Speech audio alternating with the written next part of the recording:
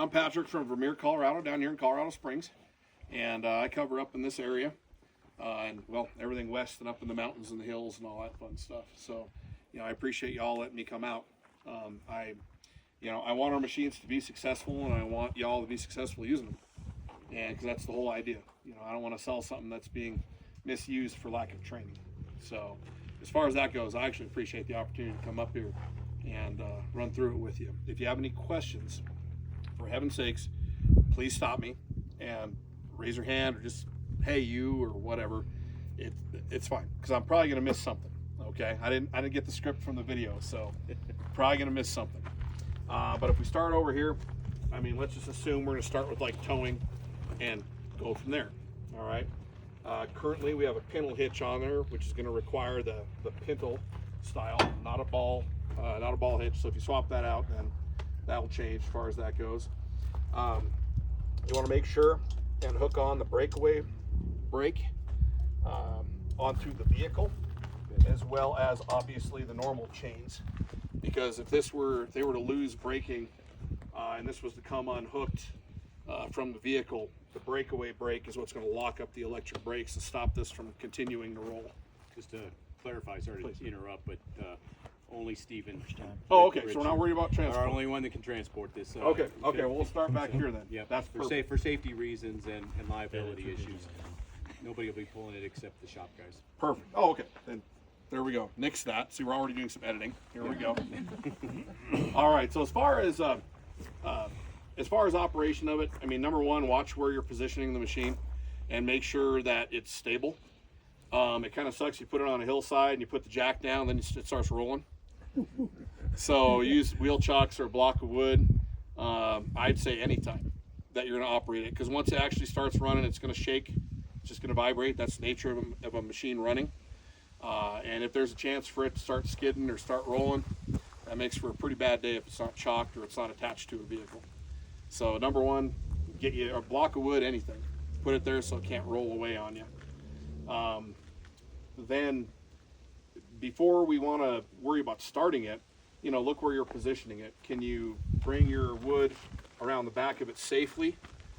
Is it going to be really cramped? Are you backed up so close that now you got to get really close to the feed chute, the feed table on it? Make sure you got adequate room, especially when you're starting to handle long branches, right? Because if it's a cramped space, what's going to happen is you're going to be more likely to have that branch close to your body when you put it in there, and then you're going to get hooked. That's how somebody gets hooked and pulled up on the table. So make sure you have adequate space for where you're going to bring stuff up and feed it in there. While you are feeding, and I'm saying this before we start it so I can say it clearly, while you're feeding, I always recommend people stay back behind the rub rail as much as you can and feed it from the side like this. Because when the intake drum, the intake wheel grabs a hold of it, you don't know how it's going to move. I call it like wagging the tail. That branch will snap left, snap right, bounce straight up in the air when that wheel grabs it. I've seen guys get their hard hat and safety glasses knocked right off their head when it grabs a hold of it. So at the very least, if you're here off the side and it whips to the side, something over here might stop it from hitting you in the face, might stop it from injuring you. So I recommend feeding it from the side whenever you're able, as far as that's concerned. We'll test these, but we do have safety mechanisms. That's something Vermeer is really big about with all of our chippers, from the smallest to the biggest. We do have the safety bar, the knee bar, and we have the stop bar up here. Heaven forbid if anybody was to get caught and pulled toward the deck, toward the feed deck, if you hit this, everything stops. All the intake, all that is going to stop immediately. There's no slowdown. So it's not pulling anything inside any more than you have to actually re-engage it and reset it to get it to start pulling material in again. Same thing with this. If you were, heaven forbid, you had to push on that or something to stop it, you see somebody else fixing to get caught, this is going to do the same thing. It's going to stop everything from pulling in there. And of course, if you start to see a jam or you start to see a problem with the way that it's taking material in there, this is also how you're going to stop it, if you don't hit it with your knee, just to keep that headache from happening. This machine, like all of Vermeer chippers, is equipped with Smart Feed. Smart Feed is controlled by the computer. Now what it's going to do is it's going to read the RPMs of the engine, and if those RPMs drop too much, the infeed wheel that's pulling material in, it's going to stop or slow down because it wants to keep the engine up in the optimal power band for cutting. Okay, so if it gets a big block of something, you'll see it. Like if you go from a bunch of limbs and now all of a sudden it goes to a larger diameter product, or maybe a softer wood to a harder wood, or maybe a whole bunch of limbs and then, you know, just one limb at a time, you'll see it'll start pulling it in, and it'll actually stop for a half a second, and then it'll keep pulling it in. It's like it's taking a bite out of it to determine how fast it can chew. And it's going to adjust how fast the intake wheel turns to keep the engine RPM up. That's smart feed. Okay, and that's standard on everything. So that's going to do one of two things. It's going to make sure the production's optimized, and it's going to protect the machine from being overfed, hypothetically. Keep the machine from being overfed and gumming up on you, because it's going to slow down when people try to put too much in it too fast. So nothing's Bubba proof. Bubba can always jam it up on you, okay? But you know, it's trying to protect itself, and it's trying to protect the operator as well.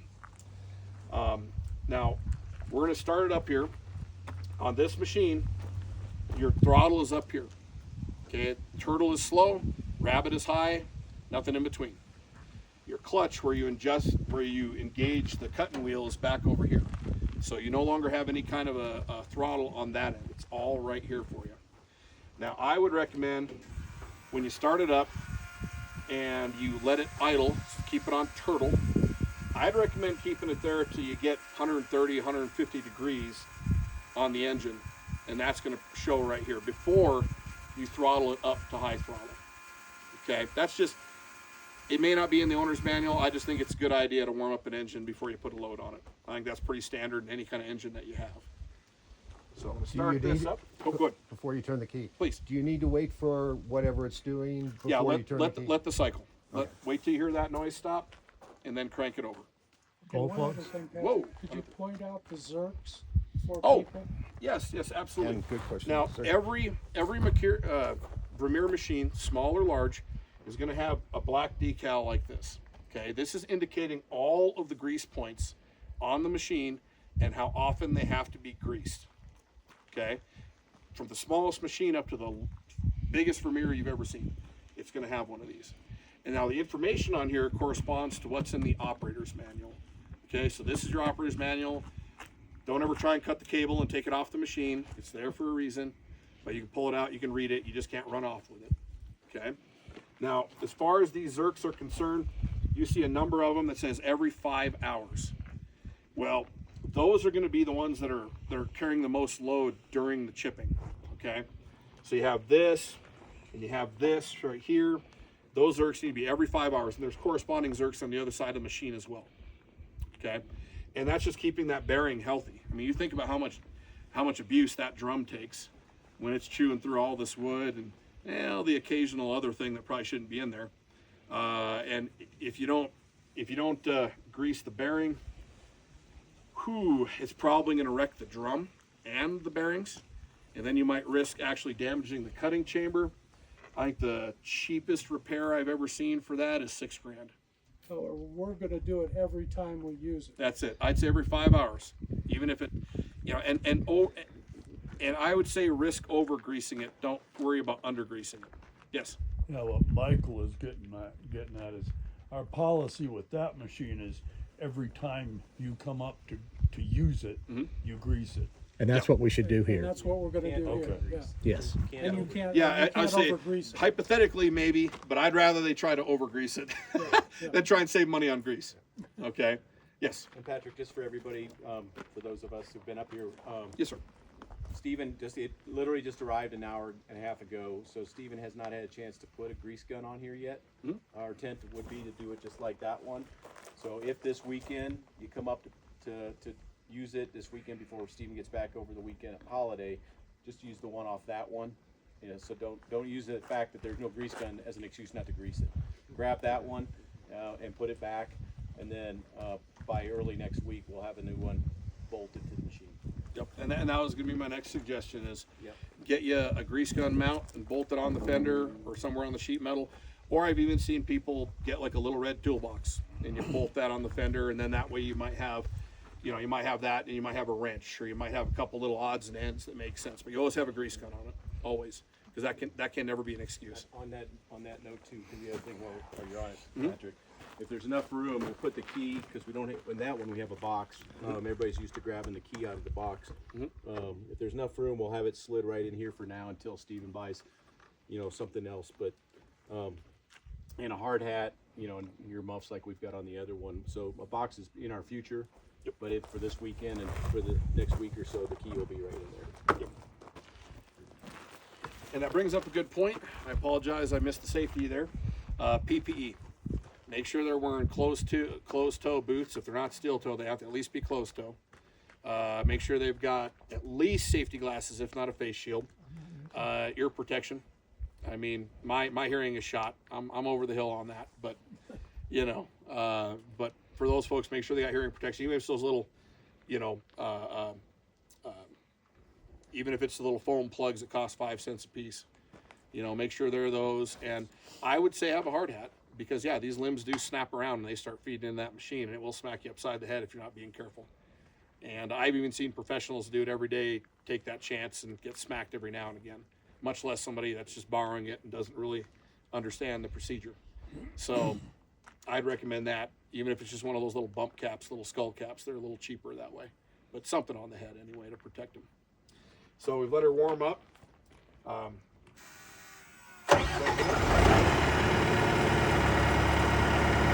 right, so that's idle, and I've already been cheating and I've already been warming it up. So now we're actually going to engage the clutch, because the engine's already up to temperature. Come over here. Now this is a belt here that's going to engage it. Now when you start to pull the lever, it should be pretty loose until you get down toward the bottom, and you'll hear that engine starting to grab. Okay? It's going to bog down. Even when it's up to temperature, it's going to bog down for a minute before it comes back up to idle, and that's normal.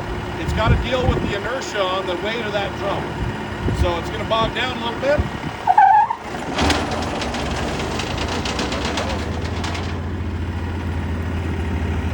And up over here, we're back up to about 1,060 RPM, so now we know it's engaged, and we can hear the drum in there rolling. Now we're going to hit the rabbit, and we're going to bring it up. Bring up the RPM. All you got to do is hit the button.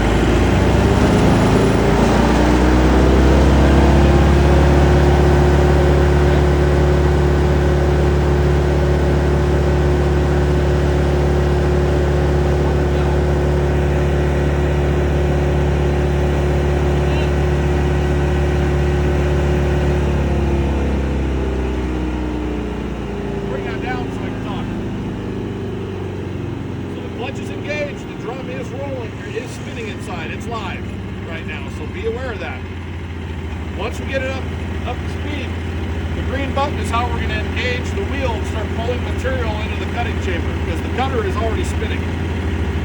So, hit the green button. Yep. When would you use the turtle instead of the rabbit? What's that? I'm sorry? When would you ever use the turtle? Not during operation. And when you're cutting stuff, you're always on rabbit. Always. I'm just trying to turn it down so I can actually speak loud enough for somebody to hear me. But we're going to engage it and run it. Once we activate the green button, the in-feed wheel is going to be turning. It's going to pull material. It's ready to go. All right. Now, yes. What RPMs did you have it up when you got it up there? It's already preset. So it's turtle and rabbit. You don't adjust it. And what it's going to do is, the RPMs it runs at when it's on rabbit is the optimal power band for that engine. So it's going to be up high. All right.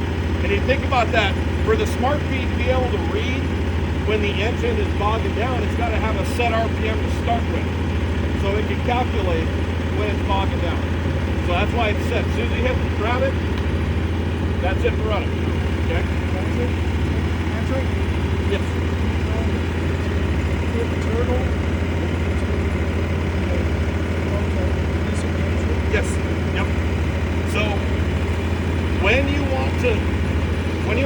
the machine down, okay, and you're done chipping, or you're taking a break for chipping, or you ran out of beer and you need another one, whatever that looks like. So bring it down to turtle. I didn't edit that out. Bring it down to turtle, and then disengage it, then shut off the engine. And you're still going to hear the drum spinning in there. It's free spinning until it stops of its own. And that's okay. That's perfectly normal. All right? But you do not disengage the clutch. Don't disengage that when it's on routing. It just, you just don't do that on anything. So please don't. You'll chew your belt up is what will happen. The belt is your safety. If something gets jammed in there really hard, it stops suddenly, the belt is destroyed before the engine's destroyed. So the belt is part of the safety, but you will chew that belt or burn that belt or stretch that belt if you're doing this at high RPM. It's just going to cost you money. Okay? Now, when I engage this, the infeed wheels here, we'll come over here with the camera so we can show the infeed wheel once we get it fired up again. Okay?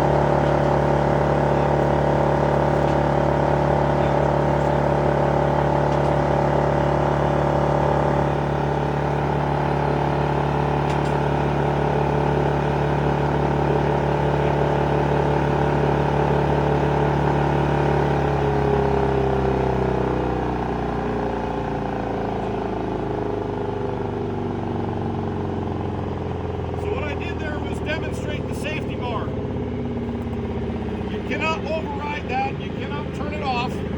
It's there for your protection. So anytime they bump this bar, it's immediately going to stop that wheel. Immediately. That light's going to blink. That's right. And then you'll see the light. That means stop turning. Now, if you had something go in there and you go, uh-oh, that shouldn't go in there. Who put the dog on the deck? I don't know what. You can hit the reverse. You push this forward, and it reverses the wheel. It starts pushing material back out again. So if you see a jam starting to develop, or I don't know what, you see, you threw a bunch of nails in there in an accident, I don't know what. You can reverse that and push the stuff back out again, hopefully. All right? But this is another safety, as well as just being able to, reverse it. Remember, once you push this forward, you have to bring it back to center. You have to click it back in the center again, so then you can restart it. Because that'll happen sometimes. People will push it, and then they'll think, oh, it's not re-engaging. I gotta stand here and hold the button. No, you don't. You gotta pull this back to center, hit the button, and it'll run fine. So that's one of the first things if somebody says, oh, I don't know what happened. Now we gotta hold the green button. The first question is, well, what about this bar? Did you pull it back until it clicks into place? Because that happens a lot. Okay? So now over here there are several settings that can be adjusted, and I'll leave it to you if you want to edit this out. But on the control panel, we have what we call eco idle. Okay? And all you gotta do is push the button. You can choose 5 minutes, 1 minute, or off. What that means is if the machine is not getting fed, if nothing is going in there, you can set it to drop down to idle at 5 minutes of inactivity or 1 minute of inactivity, where you turn the eco idle off and it'll just run at high RPM all day long. So that's something they may or may not want to use. Okay. Then there's one that says, Is that a permanent setting? what's that? Is that a permanent setting? No. When you turn the machine off, it'll go back to off. It'll reset. Okay. Another option up here is there's a weird looking little, little icon here. And when you look up on the display, when you push that button, it'll say normal sensitivity or reduced sensitivity. What that's talking about is the knee bar. You cannot override this where it will not work, but you can reduce the sensitivity so that you have to push it in a little bit further before it kicks off. I don't know if I'd advertise that, but for professionals, I'm going to tell you what it does, tell you what the button does, but for professionals, sometimes they like it because when they're throwing limbs in there, they don't want that to trip any more than necessary. So they will reduce the sensitivity, but it does not turn it off. It does not deactivate it. Sorry, what's that? Oh, yeah. I do not recommend excessive idling. It doesn't have DEF on the engine, but it does have a particulate filter. And if you excessively idle it, that filter is going to want to plug up because it's not burning all that stuff out of there. It doesn't mean that it's going to incur a big bill for it or whatever, but you're going to see it. You'll see an error code come up. Uh-oh, what's going wrong here? Well, did somebody idle it for 5 hours instead of shutting it off?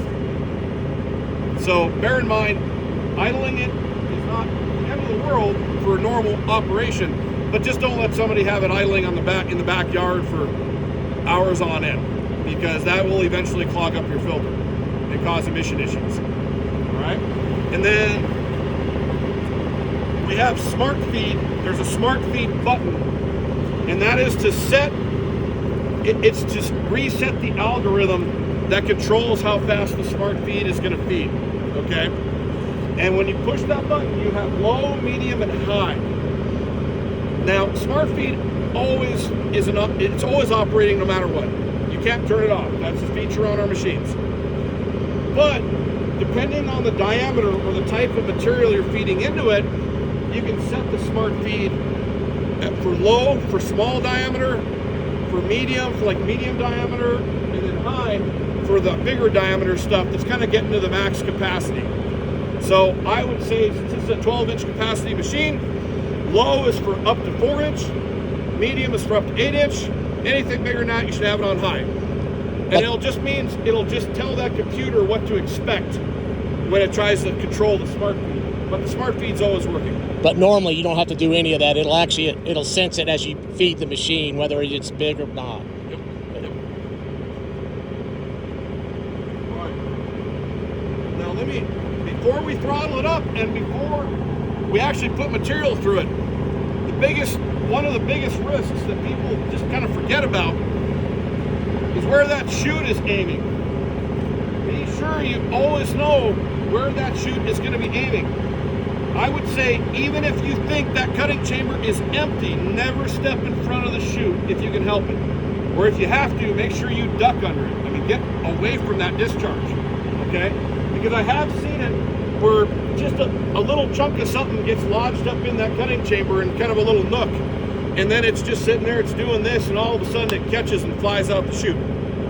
So I would never start it if it's aiming toward the back window of your car or the bay window for that beautiful mountain view. I would never start it if that thing's aiming that direction. Always be aware of where that chute is aiming.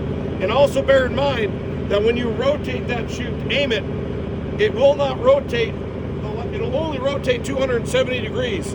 The 90 degrees it will not rotate is back here where the operator is going to be standing.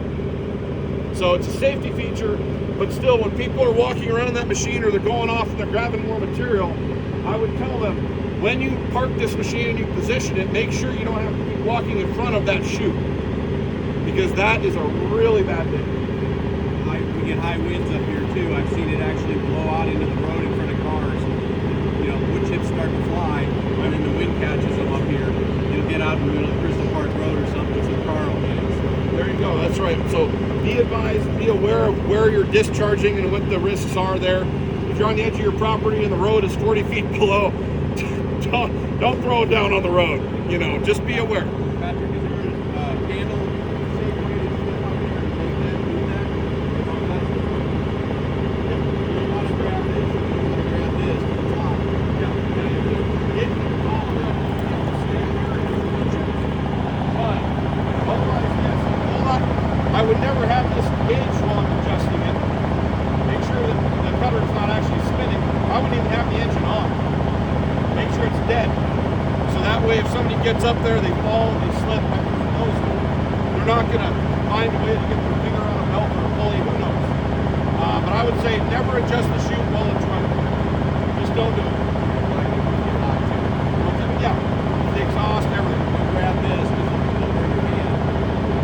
So you can probably grab this. All right. So we'll throw a little bit of wood through this now. I think, were there any other questions before we do and before it's really loud and nobody can hear me?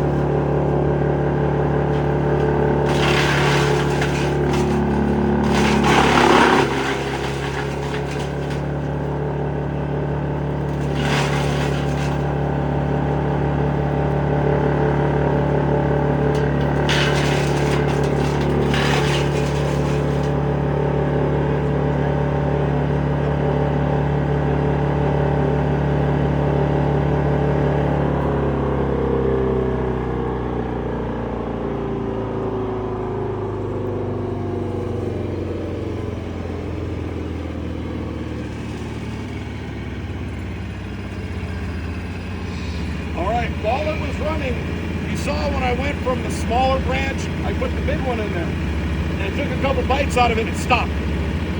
And then it kept going. And it just, that's a smart feed.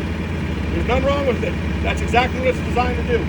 So if it has that little bit of a hiccup, sometimes it'll actually back the wheel off just like an inch to take it off the drum. And then it'll go back to feeding it again. It's made to do it. So that is not something failing or going wrong.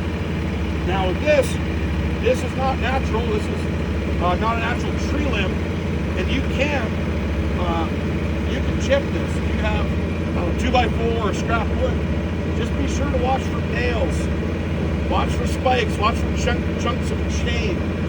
I've seen all those things because it doesn't take a very large piece of metal to knock holes in your cutting blades, and now you're shut down. Or you risk this machine incurring a very expensive repair. So be advised, you can run this through there, but check it over for nails, anything metallic. All right?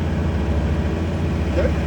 And also, any baling twine, any fencing, any of that stuff. Boy, when it gets wound up in there, you're done. Well, rocks I don't recommend. Really don't recommend. Dirt, it can tolerate it. It will dull the blades faster because it's abrasive and you're throwing that in there. But for realists, I mean, it's not going to be perfect, pristine wood every time somebody chips. Okay, So sand is just going to make the blades dull faster. Another thing people will put in there, especially my contractors, is if they have a burnt area, they have deadfall, and they have trees and limbs and stuff that are on the ground that have been burnt.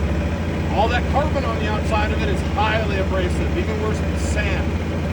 So that running through there is not only going to dull the blades, it's going to heat up all the other sheet metal inside of it if they run too much. So use that sparingly. If you got 2 acres of burnt stuff, don't run it all through this machine. It will start chewing it up and you'll incur more damage than just replacing the blades. Because I've definitely seen that. Yes. That's a really good question, because we all have seen those little 3 inches and 2 inches. And you go to clean up after yourself and you grab a bunch. I've done it myself. You grab a 2-inch rock in there and throw it in.